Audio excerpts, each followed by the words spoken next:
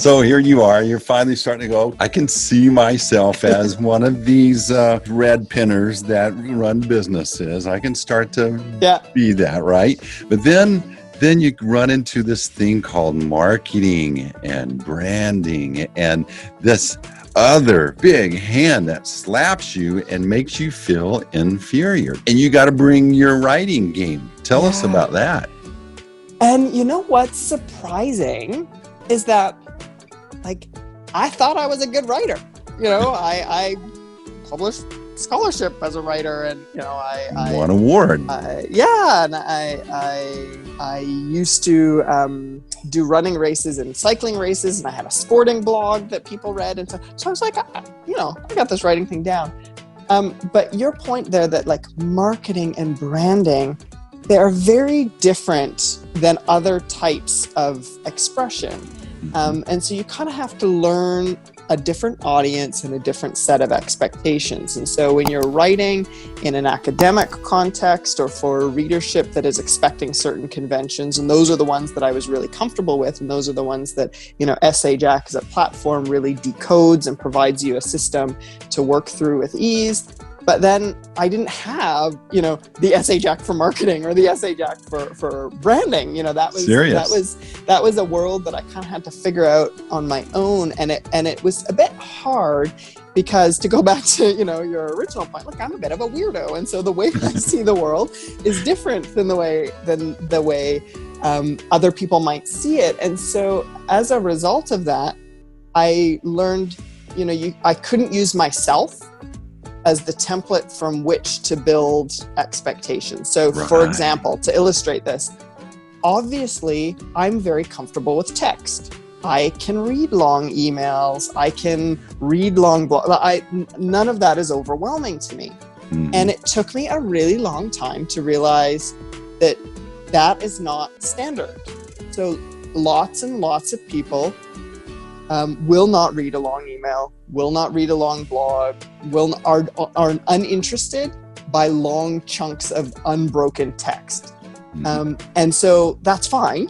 You have to know that. And then you have to do the work to break down your messaging into small bite-sized chunks.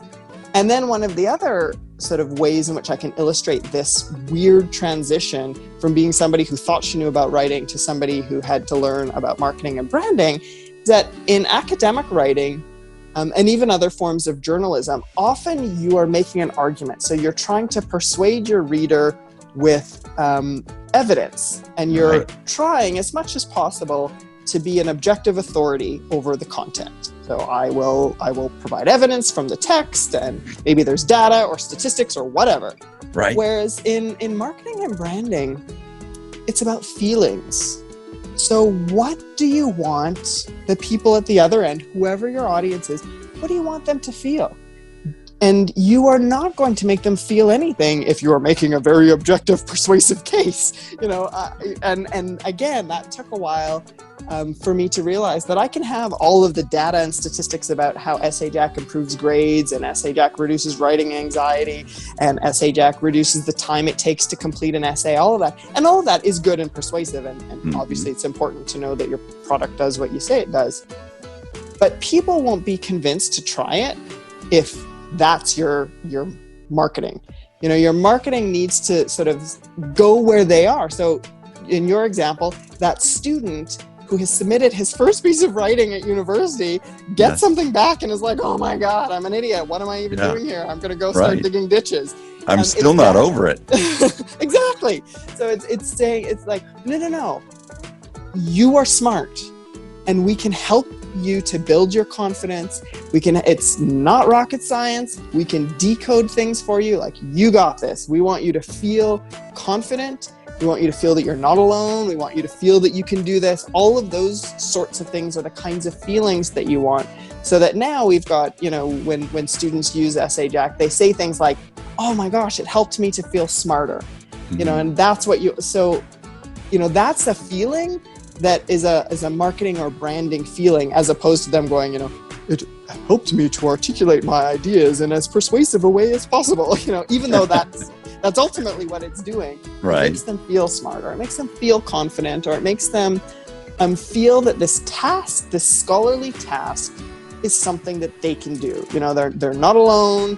They have the tools to master this. And so, you know, that from a marketing and branding perspective, like it took me a while. And I mean, to be fair, we're still in this process of refining it and getting that messaging right and realizing that, you know, you want to live in the space of feelings, not in the space of reason when it comes to marketing and branding. You know, obviously that's a bit crass, but you know what I mean. Hey, thanks for watching these Golden Nuggets. And as a reward, I got another big fat Golden Nugget just for you. I wrote this book for you to help you get your act together online so you can grow your business better. You're searching, you want to learn. This is a great book. Grab the book, grow your business. Amazing, right?